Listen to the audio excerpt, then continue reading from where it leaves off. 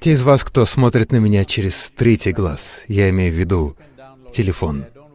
Все сейчас на YouTube, сможете потом оттуда скачать. Не нужно тратить на это время, закрывать себя телефоном. Просто побудьте со мной. Хорошо? Я не так много знал о Грузии, но сегодня утром я приехал прямо сюда, из Батуми, в Тбилиси. Во время поездки я понял, что вы водите почти как индийцы. Я почувствовал себя как дома.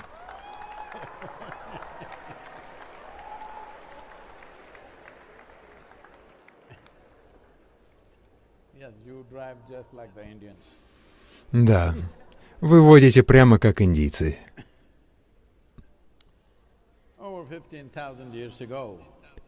Более 15 тысяч лет назад в верховьях Гималаев появился йогин. Люди не знали, кто он, откуда он. Его родословная была им неизвестна, но они собрались вокруг него. Он просто сидел на одном месте, ничего не говорил, не смотрел на них, он сидел с закрытыми глазами, никогда не уделял внимания людям. Вокруг него собралась огромная толпа. Они надеялись, что он что-нибудь скажет, а может быть, совершит чудо. Но ничего не произошло. Он просто сидел там. Часы превращались в дни, дни в недели, недели в месяцы, но он просто сидел там, не двигаясь. Было похоже, как будто он умер. Единственным признаком жизни были слезы экстаза, которые иногда появлялись из его глаз. За исключением этого, не было никакого другого признака жизни. Так что постепенно люди потеряли интерес, он ничего не говорит. Что нам здесь сидеть? Но 7 человек остались, потому что они увидели, что если человек может сидеть вот так, без еды, без воды, не облегчаясь, если человек может просто сидеть вот так, видимо, он преодолел физическую природу. Так что они остались с ним и стали первыми 7 учениками. Говорится о том, что один из них отправился в Центральную Азию, куда-то сюда. Мы не знаем точно, куда именно. Есть некоторые признаки его присутствия в Казахстане, я думаю, и здесь тоже. Я не знаю наверняка.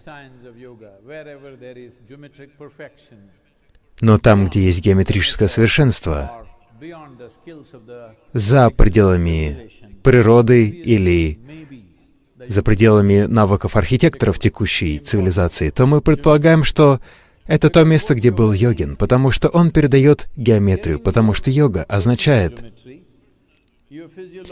ваша личная геометрия, физиологическая, химическая, энергетическая геометрия. Вы ее сонастраиваете с космической геометрией. Когда это происходит, не то чтобы вы путешествуете по Вселенной, но из-за совершенства и сонастроенности геометрии вы знаете то, что не знают другие люди, потому что без такой сонастройки вы не знаете жизни. Вы можете познать жизнь только с ней. Как пример, в вашей жизни в какой-то момент, либо с родителями, или супругой, или детьми, в какое-то время, возможно, такое происходит не постоянно, но в какое-то время, когда вы находите определенную сонастройку, жизнь происходит по-другому, да? Воздух, которым вы дышите, еда, которую вы едите, земля, по которой вы ходите, все ощущается по-другому, потому что между 2 людьми присутствует сонастройка. Не существует идеальной сонастройки между 2 индивидуумами, но появляется некоторая сонастройка, и это приносит совершенно другое переживание жизни. Люди, которые влюблены, постоянно думают, почему остальные дураки не понимают, что происходит. Дело не только в эмоциях, это просто определенная сонастройка. Вот что означает йога. Что Вы сонастроились с геометрией космоса настолько, что люди думают, что вы сумасшедший, но вы просто... Садхгуру, вы сумасшедший, все так говорят. В таком возрасте что вы с собой делаете? Вы же себя убьете. Я выехал в 11:30 из Батуми. Вы что, все из Батуми? А, вы из Батуми. Ну, вы знаете, какая там дорога. Там везде ремонт, и пробки, конечно, сумасшедшие, а вы еще и водите, как индийцы. Так что никто не знает, куда вы едете. Я-то, конечно, знаю, поскольку я всю жизнь водил в Индии. Я знаю, кто куда хочет двигаться. Это не йога, это просто... Просто я жил в Индии. Вы можете предсказать, куда отправиться, куда повернет сумасшедший водитель. Так что я приехал прямо сюда, люди говорят: «Садхгуру, вы с ума сходите, зачем вы это делаете?» Почему мы делаем это? Это важный вопрос. Но мой вопрос, почему мы не сделали это гораздо раньше? Потому что за последние 2 года я встречался с министрами сельского хозяйства, бюрократами, учеными, самыми разными людьми, которые находятся в позиции власти в мире. И я узнал, что все знают, насколько серьезная проблема почвы. Но никто ничего об этом не говорит. Когда я говорю с ними, они говорят: «Да, Садхгуру, это очень серьезная проблема, начнется то, это». Я говорю: «Тогда почему же мы об этом не говорим?» Все думают, что кто-то другой сделает это. Нет кого-то другого, есть только я и вы на этой планете, да? Вы думаете, есть кто-то еще, кто придет и все сделает? Вы что, со мной не разговариваете? Что здесь происходит? А, там задержка, да, с переводом? Задержка с переводом.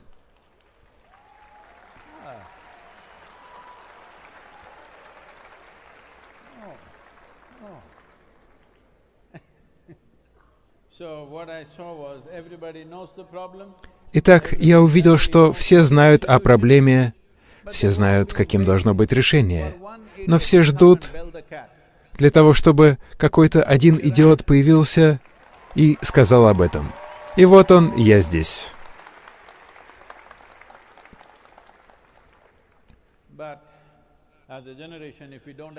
Но если мы не будем действовать сейчас как поколение, мы будем серьезно об этом сожалеть. Очень важно, чтобы мы к этому не пришли. За исключением этого, я повторял... Вы поняли, да, что я сейчас произносил? Мантру. В мантре говорится о следующем. Жизнь — это определенное количество времени и энергии. Время, природа времени такова, что оно утекает для всех, для каждого из нас. В то время как вы здесь сидите, оно уходит. Тикают не часы, уходит ваша жизнь. И вы ничего не можете с этим поделать. Вы когда-нибудь могли вернуться во вчерашний день? Нет. Такой возможности нет ни для кого. Время просто уходит беспощадно. С тех пор, как я зашел сюда, в этот зал, все из нас на 1 час стали ближе к могиле. Да? Обычно я разговариваю с живыми людьми.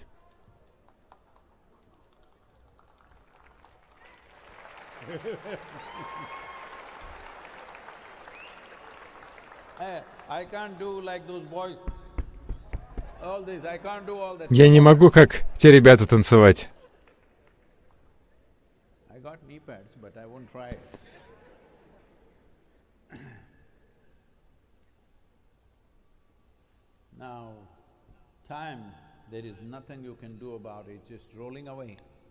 Вы ничего не можете поделать со временем. Оно просто уходит. Но вы можете управлять своими энергиями таким образом, чтобы сделать свою жизнь приятной глубокой, и чтобы она оказывала глубокое воздействие.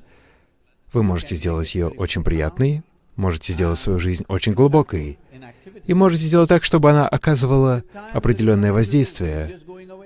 Со временем вы ничего не можете сделать, оно просто уходит. В Южной Индии, в языках Южной Индии, когда кто-то умирает, мы не говорим «он умер». Мы говорим, что его время закончилось. Именно это и произошло.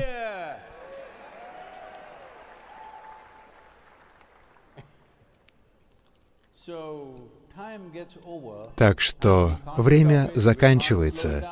Мы не можем остановить его, не можем замедлить его, мы ничего не можем с ним сделать. Иногда люди подходят ко мне и говорят: «Садхгуру, это такой ужасный человек, я хочу его убить». Я говорю: не нужно делать все это, просто подожди, и он умрет. Просто подожди. Либо он умрет, либо ты умрешь. Так что если вы просто подождете, жизнь закончится. Сколько часов в день вы спите? 8 часов. В сутках только 24 часа. Вы об этом знаете. За 24 часа я долго, конечно, просил, чтобы выделили дополнительные 4 часа, но мне так и не ответили. Я хотел дополнительные 4 часа, ничего не ответили, так что в 24 часах, если вы спите 8 часов в день, 1/3 своей жизни вы спите.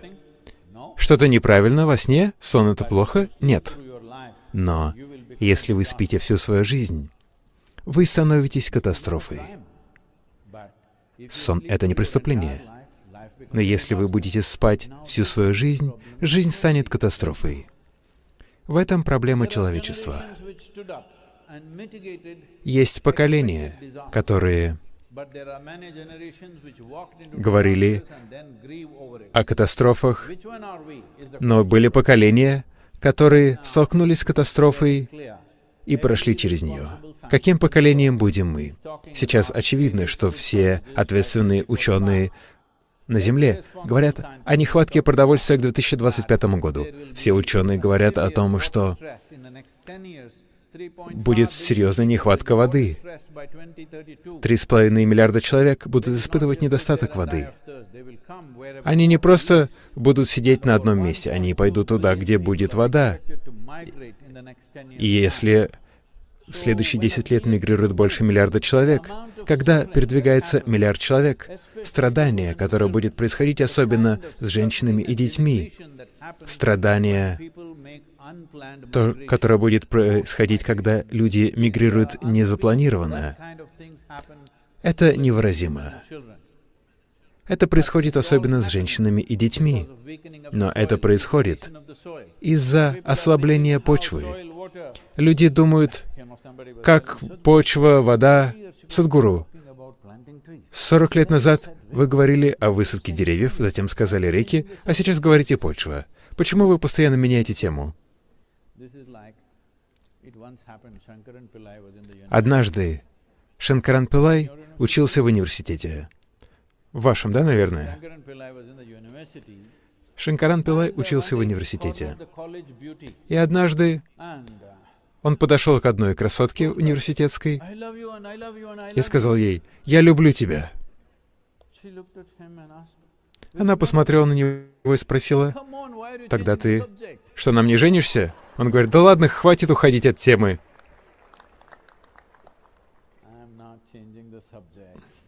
Я не меняю тему. Когда мы говорили о деревьях, и когда мы высаживали миллионы деревьев, мы высаживали их только в почву, не на голову. Вы у меня не видите никаких деревьев на голове. Когда мы говорили о реках, о тропических реках, они происходят из почвы. Там в горах нету снега или снежных шапок в горах. Почва создает реки. Так что, когда мы говорили о деревьях, о реках, мы говорили только о почве, ни о чем другом, потому что это основа всей жизни. Вы видите червя, насекомое, дерево, мужчину, женщину, животное. Все произошло из почвы. 15-20 дюймов магии, которую мы называем почвой. Это магия, которая является грязью и становится едой, а еда становится плотью и кровью. Вопрос только в том, поймем мы это сейчас или потом, когда нас похоронят. Когда? Когда? Когда? Однажды в Техасе была пара. Здесь есть люди из Техаса? Потому что, когда я говорю «Джорджия», люди сразу же думают про соседний штат Техас. Я просто решил спросить перед тем, как рассказать шутку.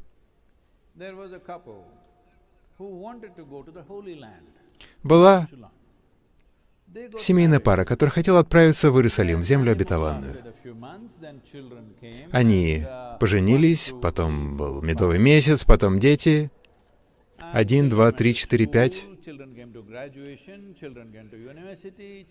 Затем люди отправились в школу, университет, появились внуки, 1, 2, 3, 4, 5, 6, 7 и так далее. И когда все это закончилось, им уже было за 75. И теперь у них появилась возможность отправиться. Многие из вас планируют все вот так вот. Важные вещи вы откладываете до последнего дня своей жизни. Так что они отправились в Иерусалим. Иерусалим — это место, где все пропитано историей. Они прошли по улице, по которой ходил Иисус. Они отправились в то место, где Он ходил по воде. Они не могли в это поверить. Ух ты! Но, к сожалению, у дамы случился сердечный приступ, и она умерла. Такое происходит, бывает. Мужчина готовился отвезти тело обратно в Техас. Затем к нему подошли местные и сказали: «Видишь ли, твоя жена сделала правильное дело. Она умерла на земле обетованной. Это самый лучший поступок. Если вы умираете где-то, в любом случае вы где-то умрете, но лучше всего умереть в священном месте, не так ли?»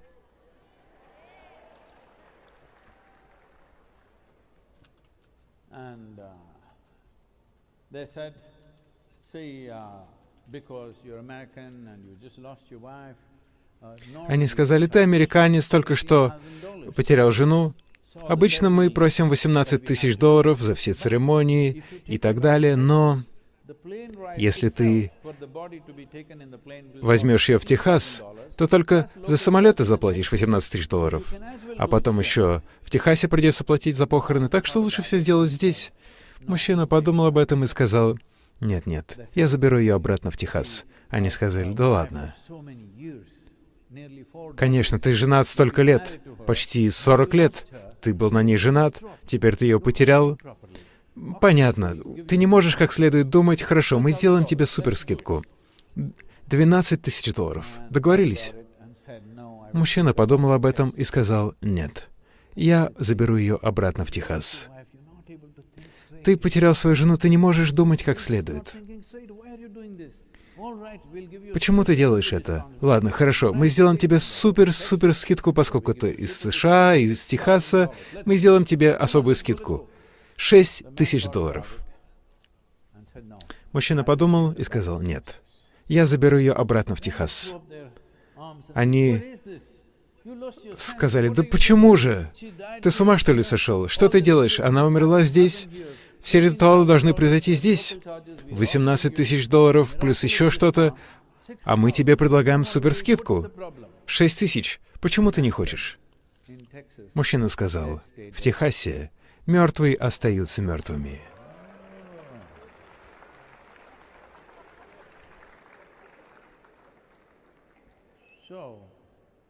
Countless number of people have walked upon this land. Where are they? All topsoil. Hello? All topsoil, all great men. What happened? All topsoil. This also will Все великие люди этого мира, что с ними произошло? Они стали верхним слоем почвы. Все вы тоже станете верхним слоем почвы, если только ваши друзья, конечно, не похоронят вас поглубже, опасаясь, что вы восстанете из мертвых. Мы должны понять, что это единственный подобный магический материал. Это самая большая живая система, не только на этой планете, но и во всей известной нам Вселенной. Нет ничего похожего на верхний слой почвы. Это сливки Земли, сливки нашей планеты. Но мы используем ее совершенно безответственно. Если у вас есть мать или бабушка, если они делали, допустим, дома сливки или сливочное масло, вы видели, как аккуратно они его приготавливают, потому что это нужно делать очень мягко. Со сливками нужно работать очень мягко. Это сливки Земли. 15-18 дюймов — это сливки жизни. Они насыщены жизнью. Если вы возьмете пригоршню почвы, там 8-10 миллиардов организмов. Может быть, 75 разных видов жизни. Ведущие ученые, изучающие почву, признаются, что они не знают даже 1% тех жизней, которые присутствуют в почве. Они даже не знают 1%. Если вы не знаете даже 1%, вам не нужно что-то с ней делать. Если мы не знаем чего-то даже на 1%, стоит ли нам что-то с этим сделать? Самое важное — поддерживать почву живой. Последние 2 года для меня был настоящий шок. В большинстве министерств сельского хозяйства по всему миру люди относятся к почве как к инертной субстанции, с которой можно справиться, добавив какие-то химикаты. Вся цель этого движения вначале — сделать так, чтобы люди понимали, когда они идут по почве, чтобы люди понимали, что это источник вашей жизни, это не ресурс, который вы используете, это источник вашей жизни. Все мы кормились грудью нашей матери. Называем ли мы нашу мать ресурсом? Нет, она наш источник, это не ресурс.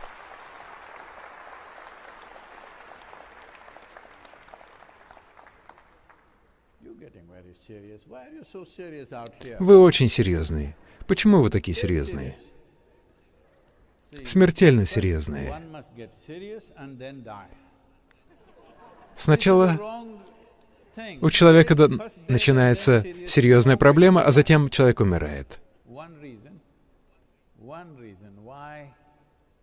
Одна из причин, по которой все человечество естественным образом не достигло просветления, не стало медитативным, потому что они смертельно серьезны. Да? Да? Вы что, мертвы? Серьезны? Смертельно серьезны?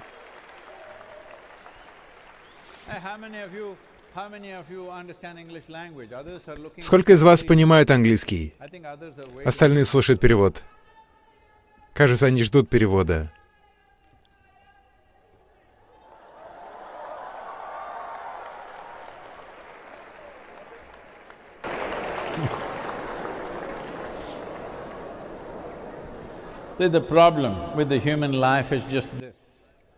Проблема человеческой жизни заключается в том,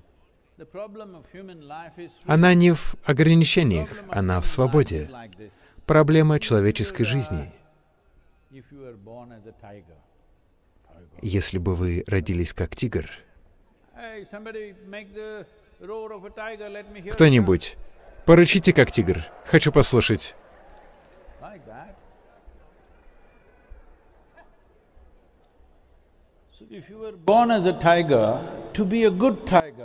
Если бы вы родились тигром, вам не нужно было бы ходить в колледж для тигров, чтобы стать хорошим тигром. Вам не нужно было бы получать научную степень в тигризме. Просто кушать как следует и стать хорошим тигром. Но вы родились человеком, и сколько всего вам нужно делать, чтобы быть хорошим человеком.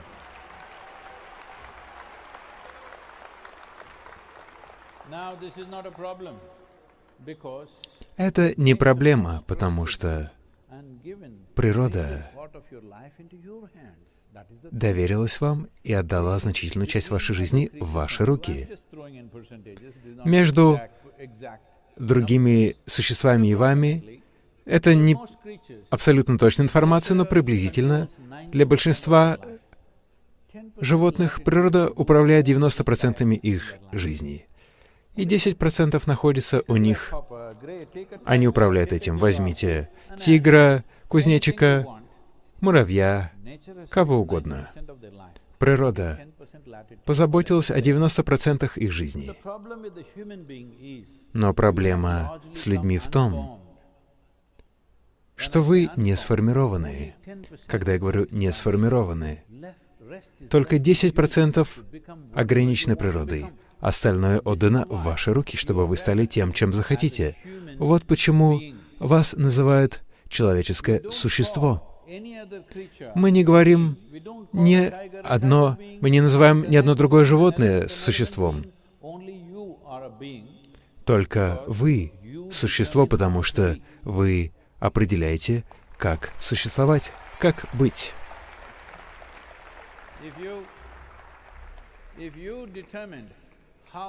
Если вы определяете, как быть, если бы вы определяли, как быть, вы бы выбрали блаженство или несчастье. Выберите сами, и я благословлю вас на это. Иногда то, что вы хотите для своего соседа, возможно, это вопрос. Но то, чего вы хотите для себя, это наивысшее приятное переживание. Почему же тогда этого не происходит все время? Не то чтобы такого вообще никогда не происходило, это происходит, иначе вы бы не существовали. Но это проходит со временем, как все говорят о долгосрочных решениях, будь то бизнес или экология, или окружающая среда, что угодно.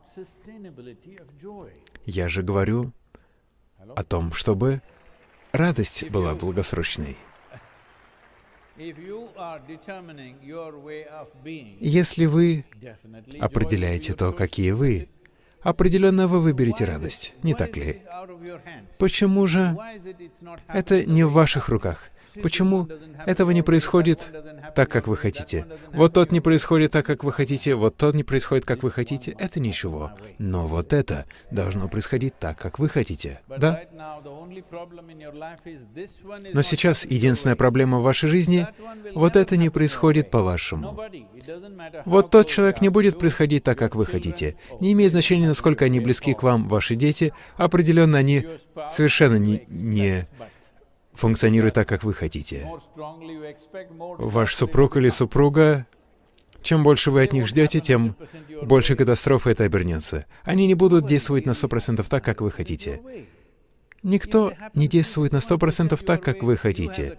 Если они действуют на 51% так, как вы хотите, у вас в руках контрольный пакет. А если вы будете ждать 100% от них, этого не произойдет. Да или нет? Вот почему сейчас люди начинают любовный роман с собакой, потому что собака означает, у вас любовный роман на 12 лет с гарантией.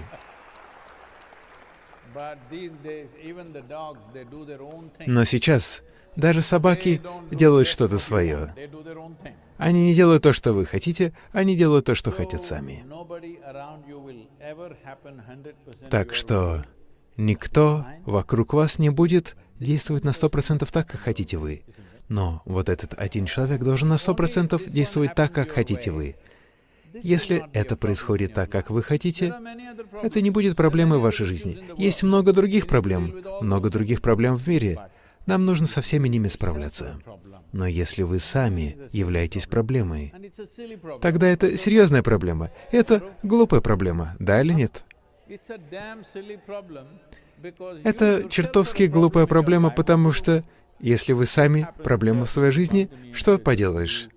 Люди подходят ко мне и говорят: «Садхгуру, мой начальник, он вообще не человек.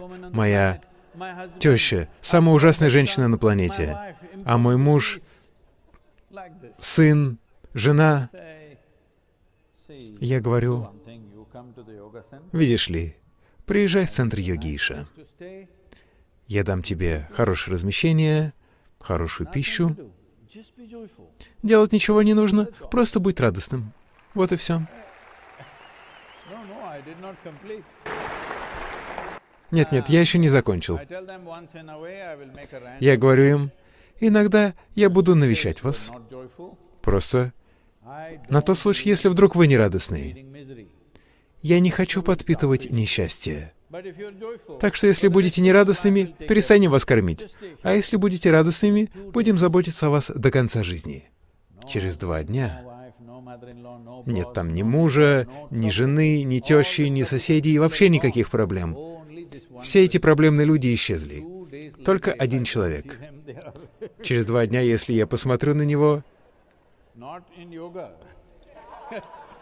он не то чтобы он завернулся в йогическую позу. Если вы с кем-то и вы несчастны, вы можете сказать, это из-за этого человека я несчастен. Но если вы несчастны, когда в одиночестве, очевидно, что вы в плохой компании. Если вы не позаботитесь об этой компании, тогда куда бы вы ни пошли, у вас ждут проблемы. Вы несете их с собой, куда бы вы ни отправились. Многие люди говорят, только на небесах все могут испытывать блаженство. Если вы отправитесь туда, там, мне кажется, тоже все будет не очень. Потому что даже если вы хотите отправиться на небеса, по крайней мере, здесь вы должны практиковаться, как испытывать блаженство. Да или нет? Разве вам не нужно практиковаться?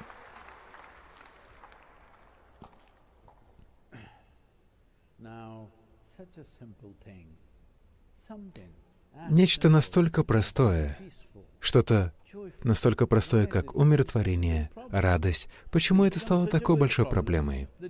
Это стало такой большой проблемой, что даже так называемые духовные лидеры говорят, умиротворение — наивысшая цель жизни. Хочу задать им вопрос. Если вы хотите сегодня насладиться своим ужином, даже если вас не переполняет экстаз, по крайней мере, вы должны быть умиротворенными, не так ли? Если вы захотите насладиться компанией человека, который сидит рядом с вами, по крайней мере, вы должны быть умиротворенными, если уж не испытывать блаженство. Да или нет?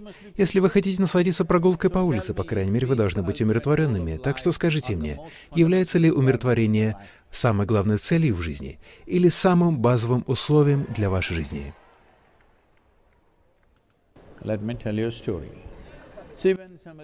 Позвольте рассказать вам историю. Когда кто-то рассказывает историю, поскольку вы водите как индийцы, вы должны также слушать как индийцы. Когда я говорю «однажды», «ага», «хорошо», «да», «однажды». Это было не так давно.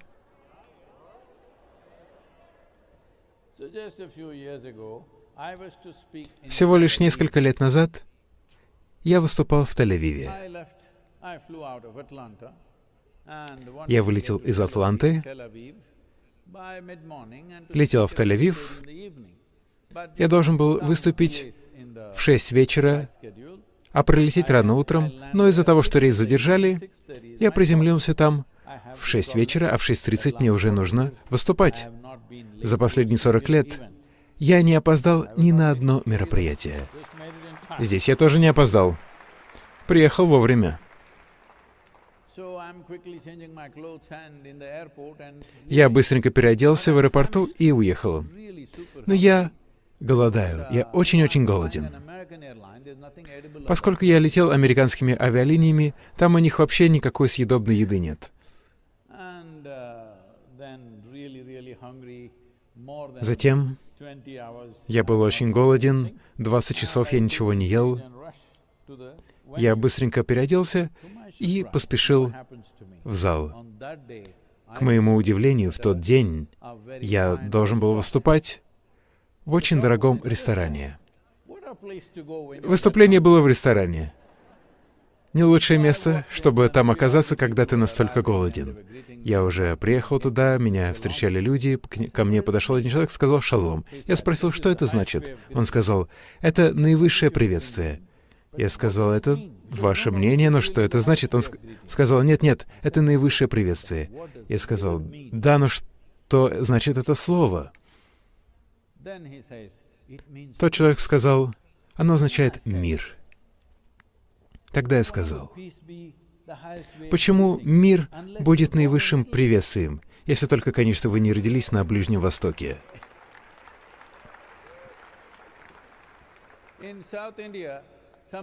В Южной Индии, если кто-нибудь утром скажет мне «мир», я спрошу, да что с тобой не так?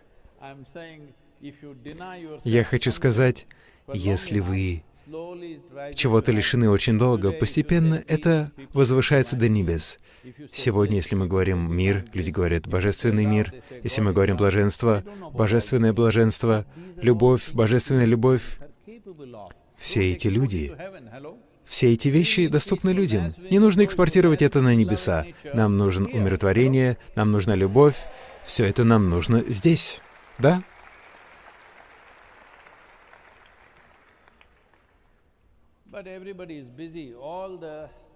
Но все заняты. Все замечательные качества человека были экспортированы. Сейчас важно, чтобы здесь вы испытывали умиротворение, радость, любовь, потому что это требуется здесь. Здесь это требуется. Иначе, если мы не чувствуем умиротворения, любви, радости, каждое взаимодействие будет невероятно сложным.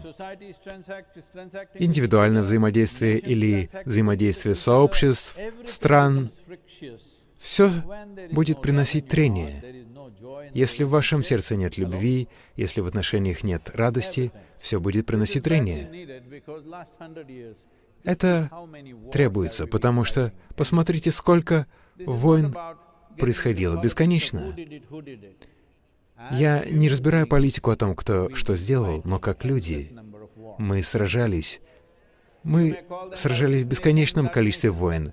Вы можете называть их разными странами, но как люди. Это была катастрофа. Мы клялись, что не начнем новую войну, и через 2 года начинали. Мы не хотим, чтобы это коснулось и почвы, потому что если вы столкнетесь с такой катастрофой, вам уже ничего не поможет. Сегодня, как поколение, перед нами стоит непростая задача, но в то же время невероятная привилегия, что мы можем быть тем самым поколением, которое обратит все вспять с порога катастрофы, потому что сейчас мы находимся в том времени. Если мы будем действовать сейчас, мы сможем обратить это за 15-20 следующих лет, мы сможем обратить это вспять. Это возможно, но главное, что это должно быть установлено в законодательстве каждой страны, чтобы как минимум 3-6% органики присутствовало в почве. Сейчас слишком много разных разговоров, все должно быть упрощено до этой точки. Мы должны сказать, что есть миллиарды, триллиарды организмов в почве, и им нужна пища. Единственное, что они могут есть, это органический материал. Органический материал. То, что я говорю вам, это самая простая наука, но каким-то образом люди этого не понимают. Скажу вам еще раз. Верхние 15-20 дюймов почвы, в них находится бесчисленное количество микроорганизмов. Эти организмы являются основой вашего существования здесь. Они являются основой качества атмосферы на планете. Они являются основой воды, которую вы пьете, и пищу, которую вы едите. Я приду к этому чуть позже. Но этим организмам требуется пища. Пищу у них забирают. Как же это происходит? Каждый фермер, 15-20 лет назад каждый фермер знал, что земле требуется гумус. Слово «human» — «человек» происходит от слова «humus» — «гумус». Но каким-то образом в начале 20 века мы обнаружили волшебный порошок. Знаете, какой? появились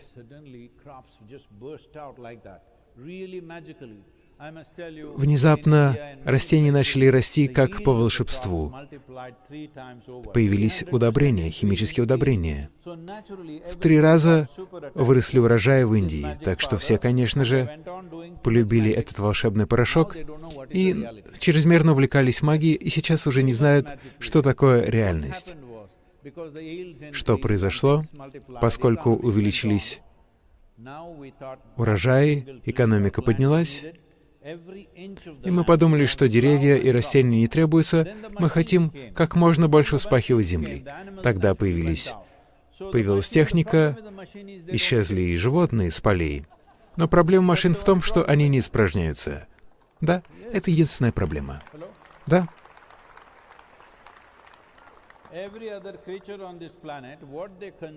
Любое другое существо на планете, то, что они употребляют, так или иначе, они возвращают это в землю. Но машины этого не делают, потому что они не являются жизнью. Так что мы начали использовать машины, и животные исчезли. Без них нет органического содержимого. 50 или 100 лет мы продолжали таким образом, и сейчас такая ситуация, что без органики 52% верхней почвы деградировало. 52% земли деградировало. И скоро это количество увеличится до 75%. Количество пустынь на планете увеличилось на 10%. Сейчас мы потеряли 10% почвы за 25 лет. Просто представьте, что произойдет через еще 50 лет. 10% земли было потеряно, было превращено в пустыню. Если вы не понимаете, что я говорю, просто посмотрите на это год за годом, посмотрите на Google карты, на изображение планеты. Вы увидите, это катастрофа. Повсюду распространяется песок. Есть и другие угрозы, мы не будем все это рассматривать. Я здесь не для того, чтобы рассказывать обо всех этих ужасных фактах. Вы сможете сами их прочитать. Не хочу сейчас все это говорить. Сейчас все, что я хочу сказать.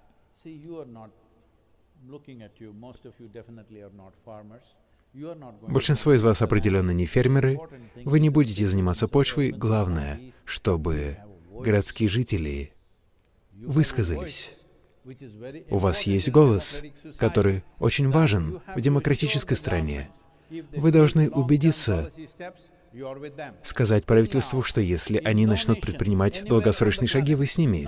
Сейчас повсюду на планете ни одна страна, ни разу такого не было, чтобы 60% населения высказывалось за долгосрочное благополучие страны, за будущее своих детей. Люди просят уменьшить налоги, уменьшить цены на бензин, что-то такое. Вы просите что-то мелкое, и вы получаете что-то мелкое. Пришло время, чтобы как поколение мы попросили, вы должны понимать, для политиков и для правительства, мы даем им 4-5 лет. Сколько в Грузии? Насколько избирают? Мы даем 5 лет. 4 года. На 4 года я хочу задать вам простой вопрос. Если бы вы были президентом этой страны, и у вас было только 4 года, вы бы начали что-то, что принесет результаты через 15 лет. Будьте честны. Нет. Вы постараетесь сделать что-то, начать что-то, что принесет результат через 4 года. Вот и все, что происходит по всему миру. Вот и все, что происходит по всему миру. Это уловка 22 демократии. Мы даем им только 4 года, так что они пытаются планировать и делать что-то только за эти 4 года, потому что они хотят делать что-то во время своего срока. И еще одна проблема политиков, возможно, это справедливо не для каждой страны, но это справедливо для большинства стран. Сейчас вы на вершине, а завтра, если проиграете выборы, вы исчезаете. Так что, если бы у вас была такая карьера, что бы вы делали? Вы бы пытались делать что-то в течение 4 лет, чтобы получить еще 4 года. Вот и все, что сейчас происходит. Так что, если только до сих пор то, что я видел много где в Индии и в разных других странах, там, где лидер предпринимал долгосрочные шаги, он проигрывал. Определенно, вы должны дать такую поддержку, что вы заинтересованы в будущем этой нации. Вы заинтересованы в будущем своих детей. Это очень важно. Это очень-очень важно.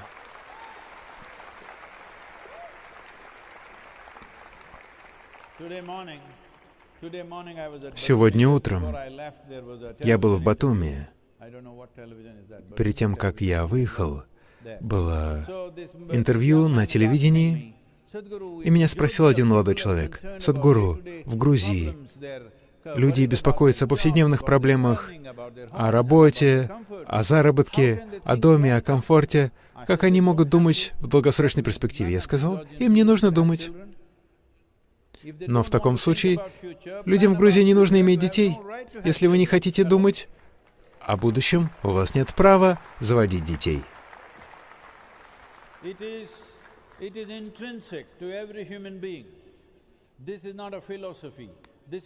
Это не философия, это не идеология, это не моральное учение. Это присуще каждому человеку. Каждый человек хочет, чтобы его дети жили лучше, чем он. Это то, как вы чувствуете. Это не какая-то мораль. Но если вы говорите: «Нет, я беспокоюсь о... Сегодня я не заинтересован в завтрашнем дне», по крайней мере, не заводите детей. Если у вас есть ребенок, и вы не беспокоитесь о завтрашнем дне, это безответственно. Так что пришло время, когда впервые в истории мира мы должны беспокоиться о состоянии почвы. Это происходило с отдельными обществами. Майя исчезли из-за чрезмерного земледелия. Цивилизация Месопотамии, даже город Рим в некоторой степени, его ждал крах из-за того, что хлеб чрезмерно подорожал. То же самое происходит сегодня, повсюду, но сейчас это происходит в глобальном масштабе. Никогда раньше подобного не было.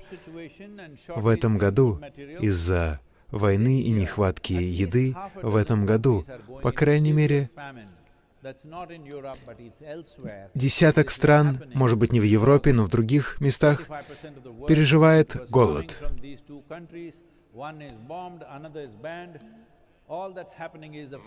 Очень большое количество пшеницы происходило из этих двух стран.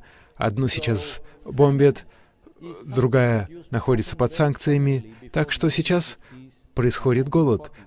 До 1950 года голод был распространен. Голод происходил повсеместно, и это не что-то приятное. Это не бомба, это не пуля, она не убивает вас быстро. 3-4 месяца постепенного угасания жизни. Это самый болезненный и ужасный способ умереть. Давайте не будем восстанавливать эти ситуации в мире еще раз. У нас достаточно технологий, у нас достаточно организаций. Я думаю, что у нас достаточно образования и здравого смысла. Мы не должны позволить этому произойти еще раз с людьми. Я хочу, чтобы вы знали, когда происходит голод, происходят самые ужасные вещи. Люди начинают есть друг друга из-за голода. Это происходило во многих местах в мире. Давайте не будем подталкивать человечество еще раз к этому, потому что определенно мы двигаемся к этому. Меньше производства еды и больше населения означает, что мы определенно двигаемся к этому. Где бы это ни происходило, наша человечность должна отвечать. И не отвечать после того, как разовьется катастрофа, потому что после Второй мировой войны все сказали: никогда больше мы не будем начинать ни одной больше войны. И с тех пор сколько войн произошло? В 2000 году все люди сказали: мы миллениалы, у нас есть информационные технологии, у нас есть технологии, мы не будем сражаться, мы просто будем использовать будем сражаться своими большими пальцами. Сколько войн произошло с 2000 года, сколько стран было уничтожено, сколько людей убито, бесконечное количество людей.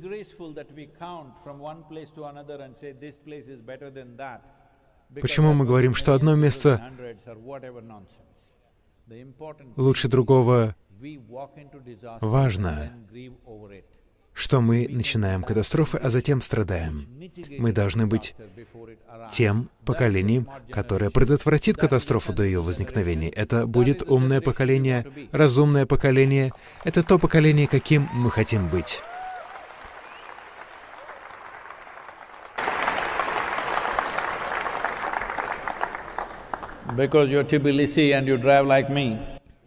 Поскольку вы в Тбилиси, и вы водите, как я, нет, как индийцы. Я отвечаю на любые вопросы. Любые вопросы не обязательно о почве. Можете задавать любые вопросы. Поднимите руку, чтобы вас было видно. Возьмите микрофон, пожалуйста. Где микрофон?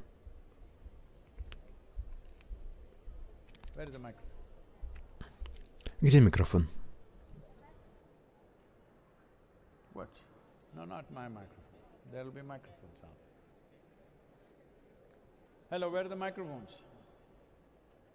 Да где микрофоны? Так, где ты?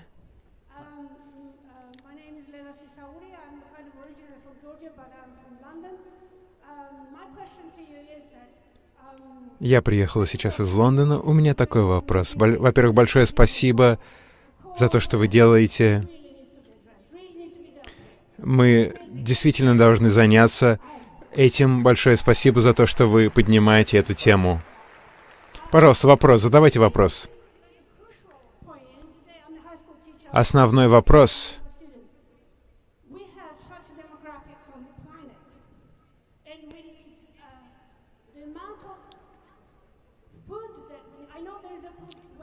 Я знаю, что мы много расходуем и выкидываем, выбрасываем еду, но я хочу спросить, но как мы сможем производить достаточно еды, если откажемся от индустриального земледелия? Это мой вопрос.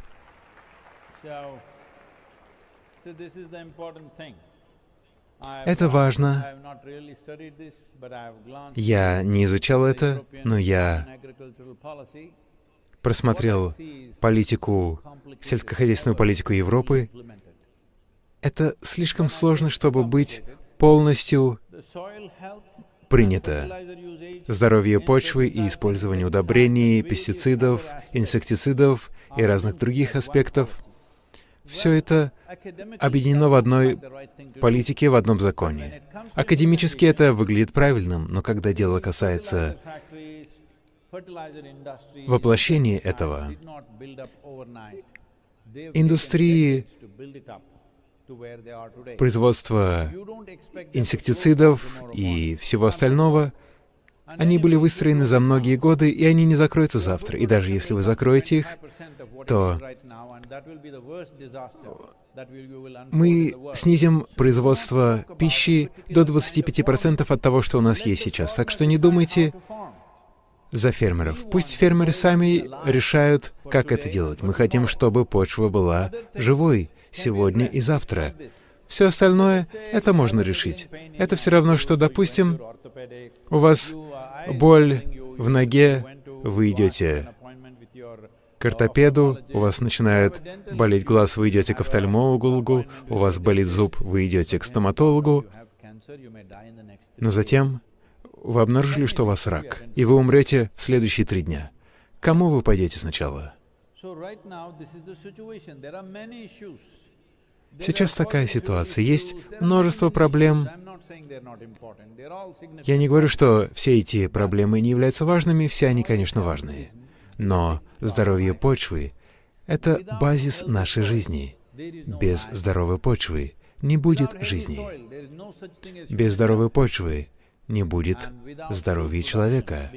И без производства еды не будет мира на планете.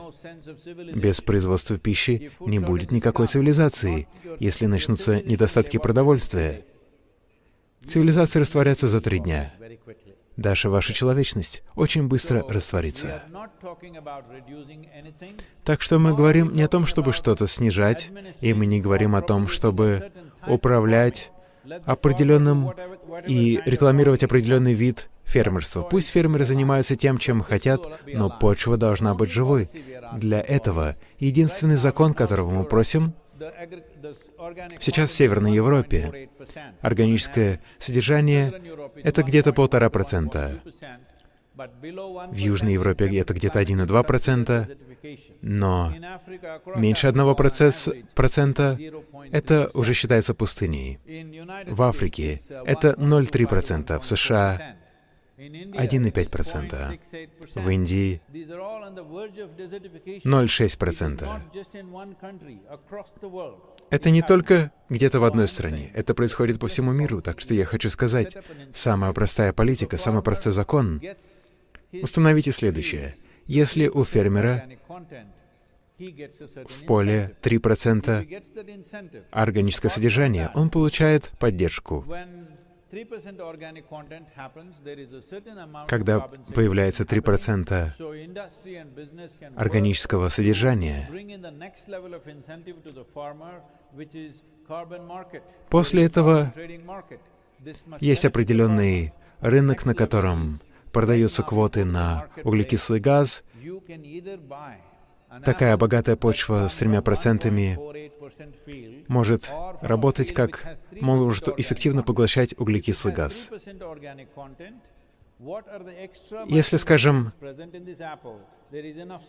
какое-то яблоко было выращено на плодородной почве, где больше 3% органики, вы получите гораздо большую пользу для здоровья, и это принесет огромную пользу здоровью человека, экономике нации.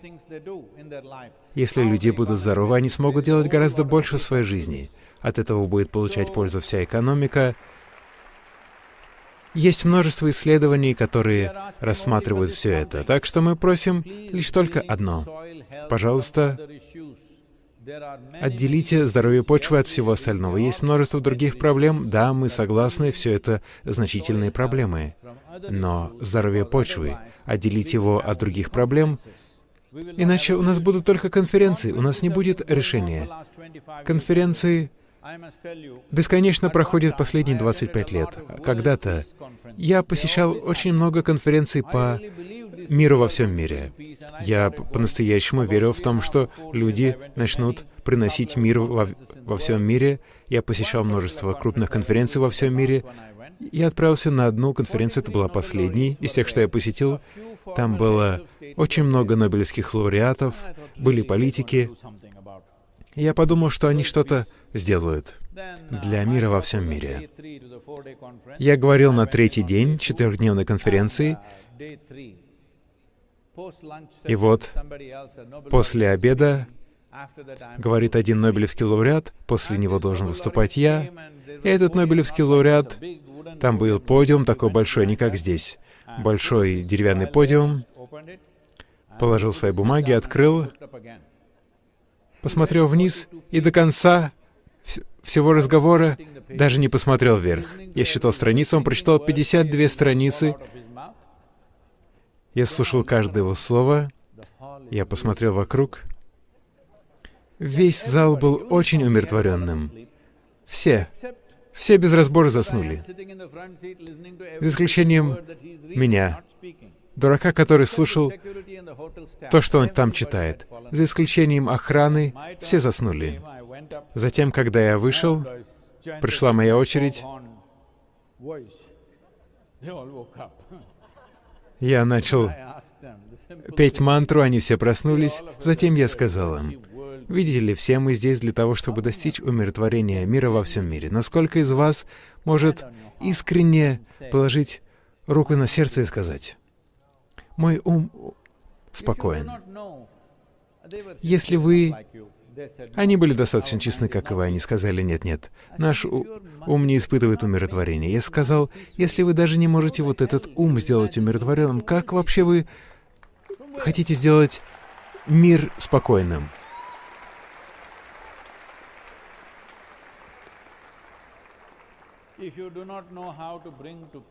Если вы не знаете, как привнести умиротворение в свой ум, как вы сделаете это с миром? И самое главное, в мире нет мира, и это только потому, что происходит в уме человека. Если бы умы людей были умиротворенными, или если бы людей не существовало, тогда был бы мир во всем мире. Тогда я спросил, в чем же секрет того, что все засыпают. Они сказали: нет, Садхгуру, вчера просто был такой ужин. Я сказал: к умиротворению можно прийти по-разному, можно напиться и быть умиротворенным, можно принять наркотиков, быть умиротворенным, можно быть мертвым, быть умиротворенным, но это не то, чего мы хотим. Мы хотим быть живыми и хотим быть умиротворенными, хотим испытывать определенную энергичность и насыщенность. Мы хотим быть динамически активными и по-прежнему быть умиротворенными. Да?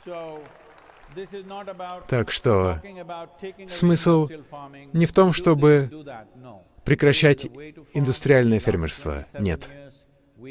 За последние 27 лет мы в Южной Индии обучили множество фермеров, и сейчас правительство Индии вкладывает больше $2 миллиардов в это направление. После этого движения Германия также объявила, что они выделяют большой бюджет на здоровье почвы. Почти 72-73 страны подписали меморандумы, заявляя, что они сделают изменения в законодательстве. Так что мы двигаемся к этому.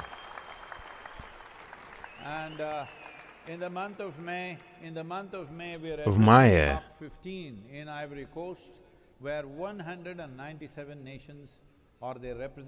мы будем выступать перед представителями 172 стран.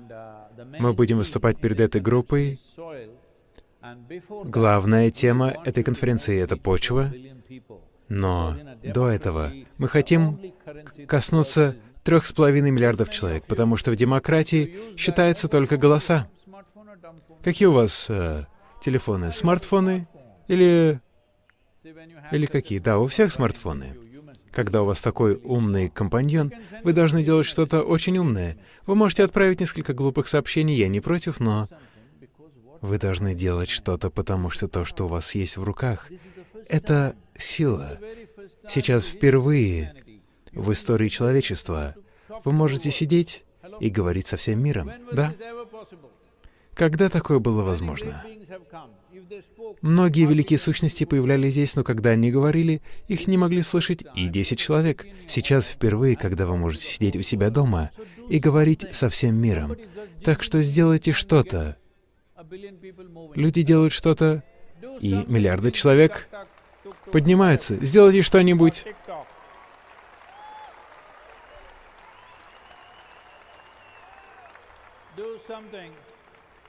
Сделайте что-нибудь умное, или выставите себя дураком, как я. Делайте, что хотите, но как поколение мы должны сделать так, чтобы это произошло. Это ответственность всего поколения. Так что давайте не будем говорить об органическом фермерстве, таком-то фермерстве. Давайте предоставим фермеру возможность решать, как вести фермерство. Но по мере увеличения органического контента, количество используемых удобрений будет снижаться естественным образом. Если мы будем ограничивать это искусственно, тогда количество пищи будет снижаться, люди снова начнут использовать химические удобрения. Нужно просто увеличивать количество органики в почве, и тогда количество химикатов будет снижаться. Почему вы называете вообще пищу органической? Если это яблоко органическое, а другое что, получается, неорганическое? Такого не бывает. Это просто маркетинг. Вот почему мы хотим, чтобы это называлось в зависимости от органического контента в поле, потому что вы не можете попробовать яблоко на вкус и понять, сколько там химикатов. Но органический контент в почве за 10 минут можно узнать, сколько органики находится в конкретной почве. Это практично, и вот почему мы за это агитируем. Здоровье почвы должно быть отделено от других аспектов, о которых мы говорим уже давно.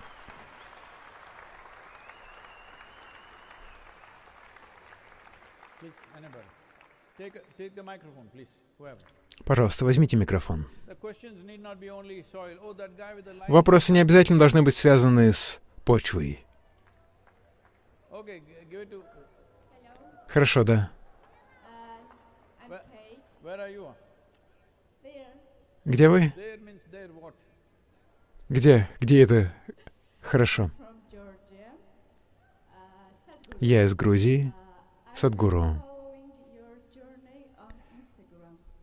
Я слежу за вашим путешествием на Инстаграме, и я вижу, что в каждой стране, куда бы вы ни отправились, вас встречают дети с любовью, с радостными лицами.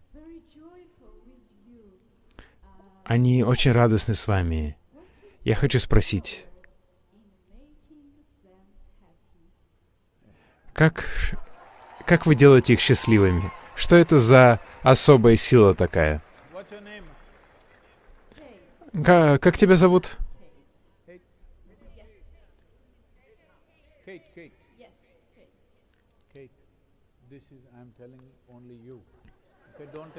Я говорю только тебе, хорошо? Больше никому не рассказывай. Потому что, Кейт, это только для тебя. Я не вырос. Я остался таким же, как когда я родился.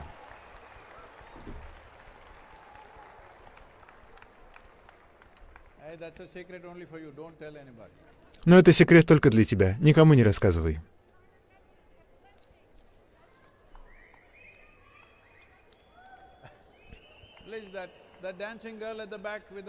Пожалуйста, вот эта девочка, которая танцует там со светом. Пожалуйста, дайте ей микрофон. А, это мальчик.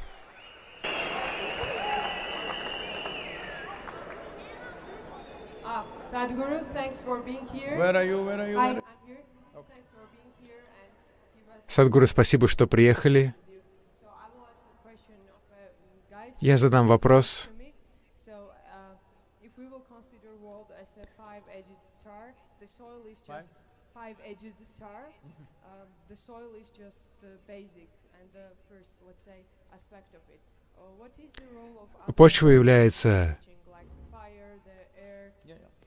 основой всего. Какова роль других элементов в вашем учении? Все поняли вопрос? Нет? Однажды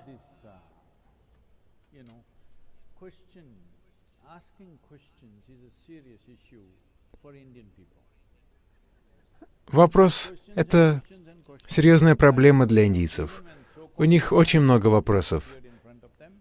Даже когда перед ними появляются так называемые божества, люди задают вопросы, бесконечные вопросы. Так что, когда появился Ади-йоги, его жена задавала 1000 вопросов, ученики задавали вопросы. Затем однажды он устал ото всех них, они задают одни и те же вопросы разными способами.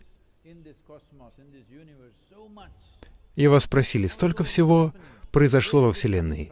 Как все это произошло? Откуда все это появилось?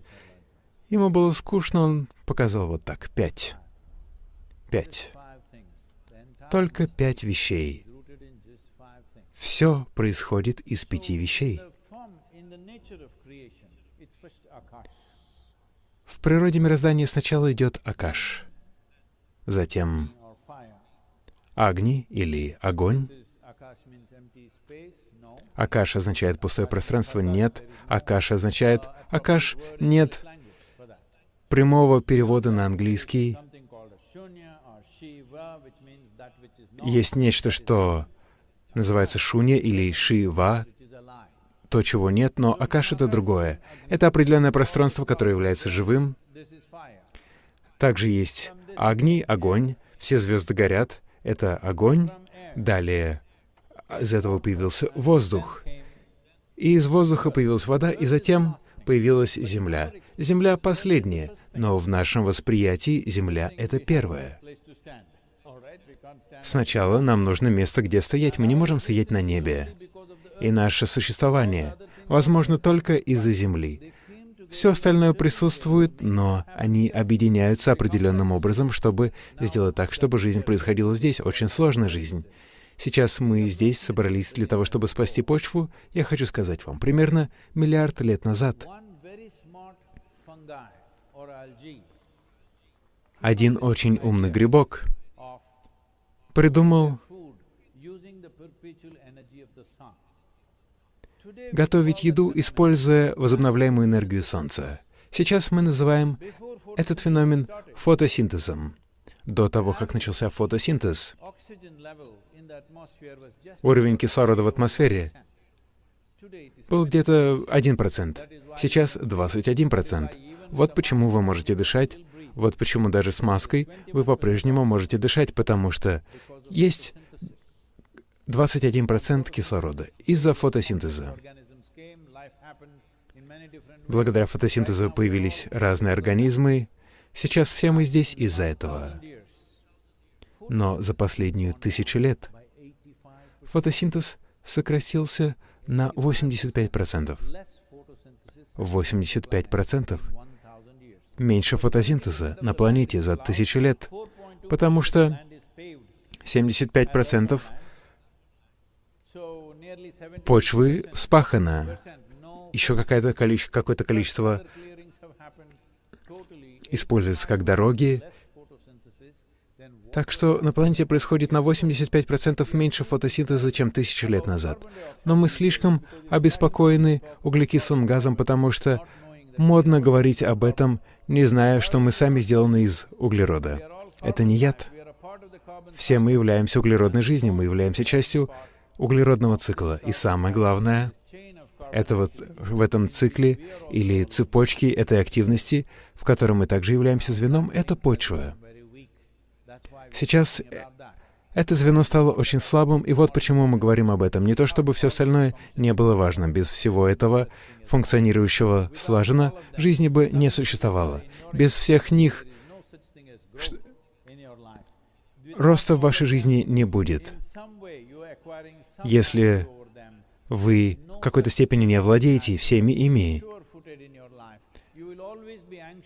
вы всегда будете испытывать тревогу, если вы не овладеете 5 элементами. Иногда это может прийти к вам естественным образом, либо вы можете работать над этим научным образом с помощью йогических систем.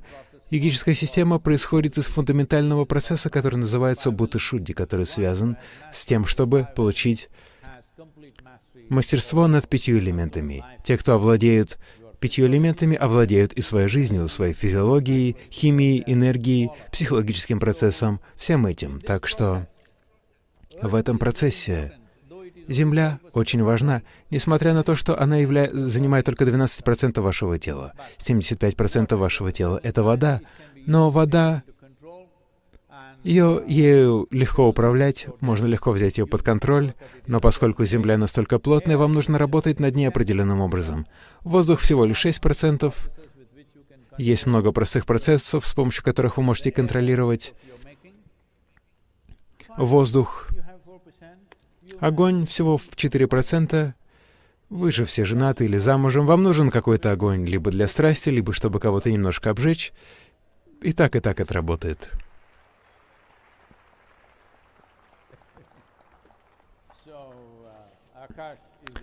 Так что Акаш — это все остальное, его невозможно исчислять процентами, но ваша возможность воспринимать жизнь, то, насколько вы познаете эту жизнь, сколько вы знаете о природе мироздания, зависит от того, насколько вы овладели Акашем, потому что Акаш усиливает ваше восприятие. Иначе можете прочитать все библиотеки мира. У вас будет информация, но не будет знания. Если вы хотите что-то познать, вам нужно взять под контроль. Я бы не хотел использовать такие слова, но я скажу определенный доступ к Акашу. внутри и снаружи. Если вы получите к нему доступ, ваше восприятие улучшится. И это важно, чтобы мы сделали это в этой жизни. Насколько приятные переживания мы сейчас испытываем, насколько они глубокие, это самый важный аспект в вашей жизни. Большое спасибо, я думаю, не хочу петь вам колыбельную, вы все, конечно, засыпаете. Еще один вопрос. Один вопрос. Пожалуйста, возьмите микрофон. Где? Я здесь, посередине. Хорошо? Можно говорить? Спасибо за то, что приехали. Я очень благодарен. Меня зовут Рами. Я человек, родом с Земли. У меня только один вопрос. Как люди в этом хаосе, который сейчас происходит в мире, как люди могут быть счастливы? Вот и все. Люди.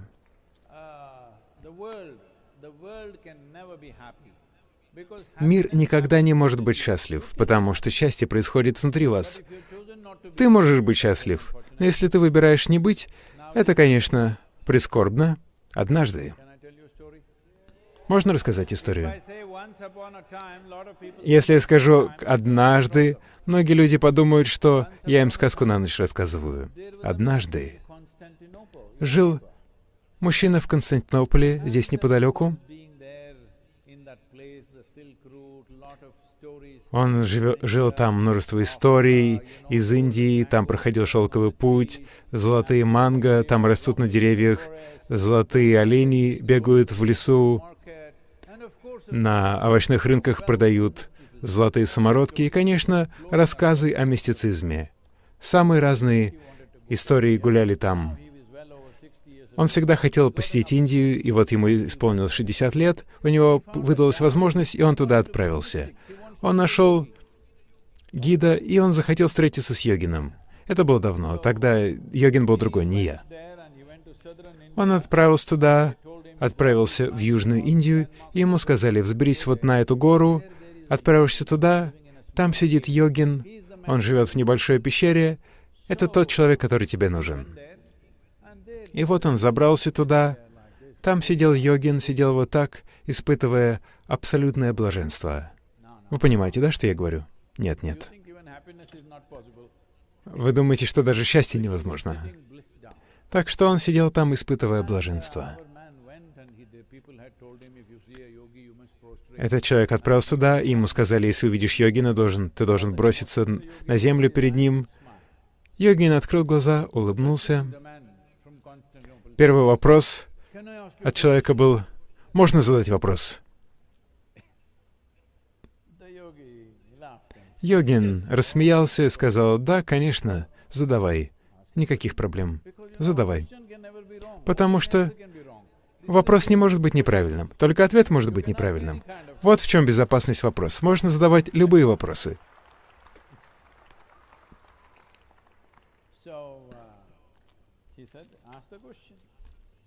Он сказал: задавай. Да я закончу сначала. Ответ расскажу. Он сказал, ему было больше 60, он спросил: что такое жизнь?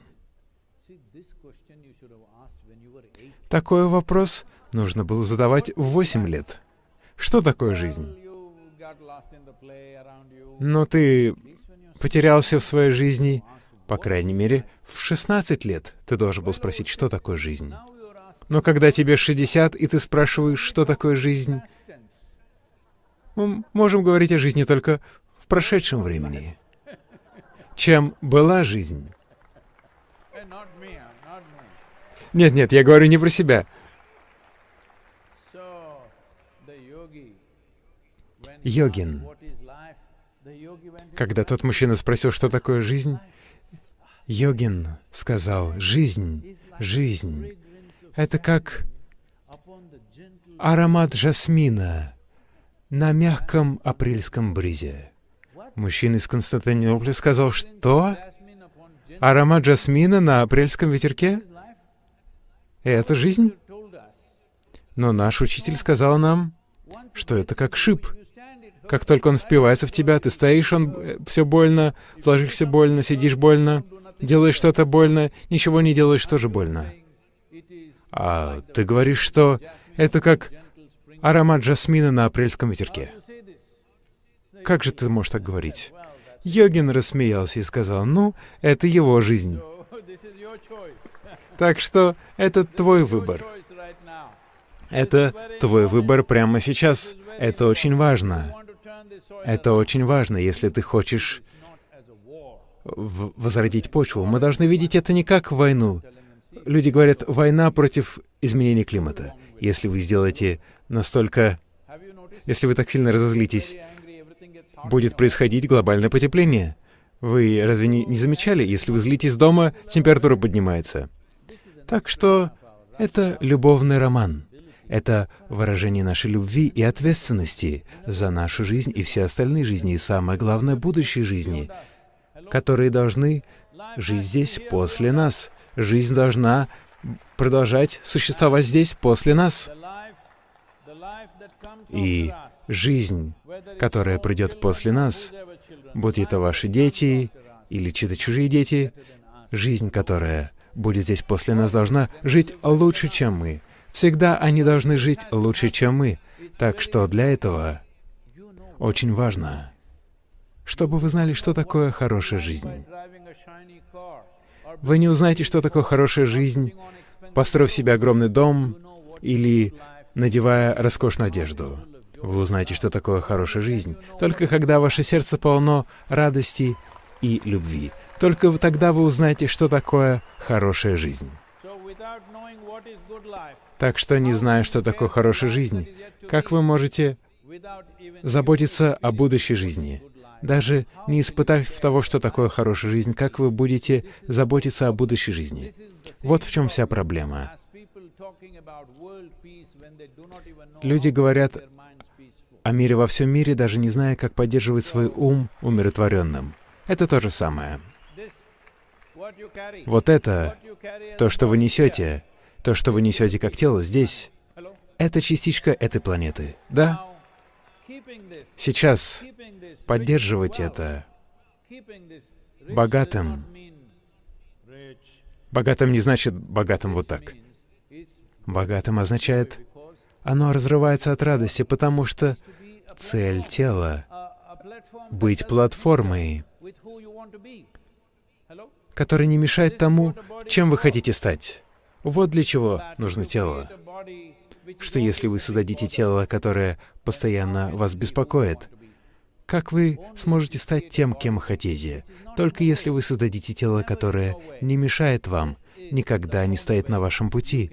Это единственный способ стать тем, кем вы хотите, и делать то, что вы хотите в мире, иначе вы сами будете для себя препятствием. Сначала вы должны понять, что вот эта частичка почвы. Поддерживайте это как следуете, поддерживайте почву. Нам нужно, чтобы вы высказались, чтобы вас услышали.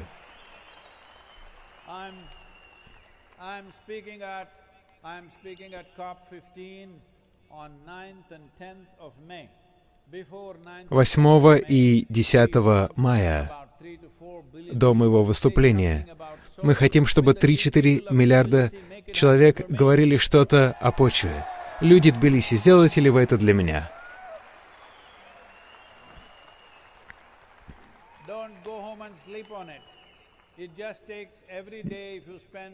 Каждый день 15-20 минут, как город, как страна я хочу увидеть, я хочу услышать во всех уголках мира.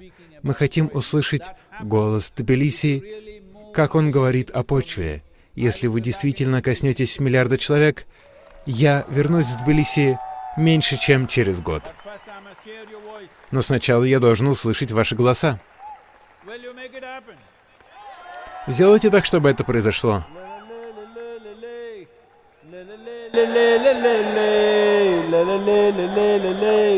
la le le le le le, la le le le le le le, la le le le le le le, la le le le le le, la le le le le le.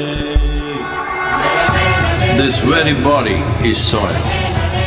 My body, your body, everybody is just soil body.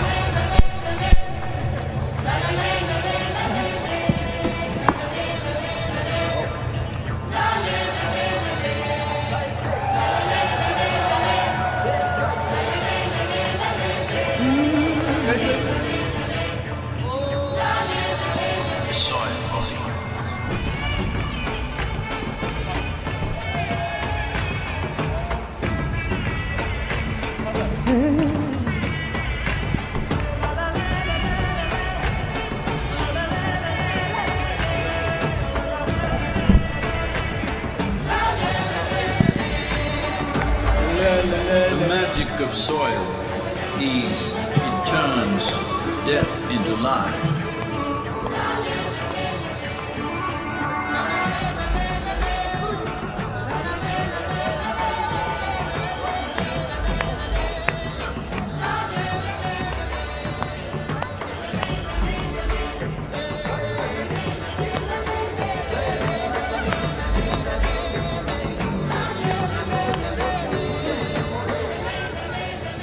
Depleted soils will not quench the fire of hunger. Unquenched hunger can burn the very world. This is a generational responsibility. Save soil. Let's make it happen. Edward!